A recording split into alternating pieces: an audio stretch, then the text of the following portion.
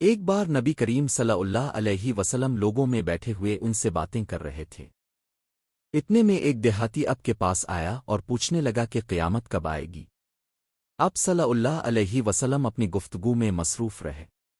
بعض لوگ جو مجلس میں تھے کہنے لگے اب صلی اللہ علیہ وسلم نے دیہاتی کی بات سنی لیکن پسند نہیں کی، اور بعض کہنے لگے کہ نہیں بلکہ اپ نے اس کی بات سنی ہی نہیں۔ جب اب صلی اللہ علیہ وسلم اپنی باتیں پوری کر چکے تو میں سمجھتا ہوں کہ اب صلی اللہ علیہ وسلم نے یوں فرمایا، وہ قیامت کے بارے میں پوچھنے والا کہاں گیا؟ اس دیہاتی نے کہا، آ رسول اللہ، میں موجود ہوں۔ اب صلی اللہ علیہ وسلم نے فرمایا کہ جب امانت ایمانداری دنیا سے اٹھ جائے تو قیامت قائم ہونے کا انتظار کر۔ اس نے کہا، ایمانداری اٹھنے کا کیا مطلب ہے؟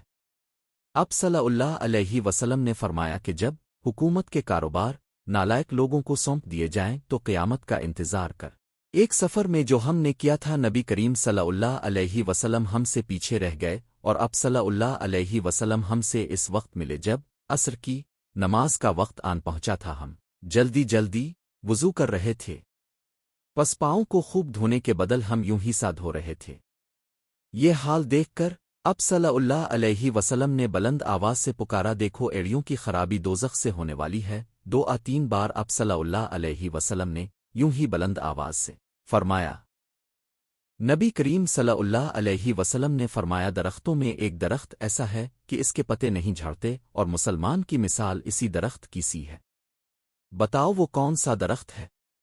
یہ سن کر لوگوں کا خیال جنگل کے درختوں کی طرف دوڑا۔ عبداللہ رضی اللہ عنہ نے کہا، میرے دل میں آیا کہ وہ کھجور کا درخت ہے، مگر میں اپنی کم سنی کی شرم سے نہ بولا۔ آخر صحابہ نے نبی کریم صلی اللہ علیہ وسلم ہی سے پوچھا کہ وہ کون سا درخت ہے۔ اب صلی اللہ علیہ وسلم نے فرمایا، وہ کھجور کا درخت ہے۔ ایک مرتبہ اب صلی اللہ علیہ وسلم نے فرمایا، درختوں میں سے ایک درخت ایسا ہے کہ اس کے پتے نہیں جھڑتے، اور مسلمان کی بھی یہی مثال ہے، بتلاؤ وہ کون سا درخت ہے؟ یہ سن کر لوگوں کے خیالات جنگل کے درختوں میں چلے گئے۔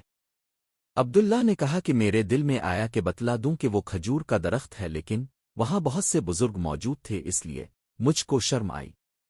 آخر صحابہ نے عرض کیا، آ رسول اللہ، آپ ہی بیان فرما دیجئے۔ اب صلی اللہ علیہ وسلم نے بتلایا کہ وہ کھجور کا درخت ہے۔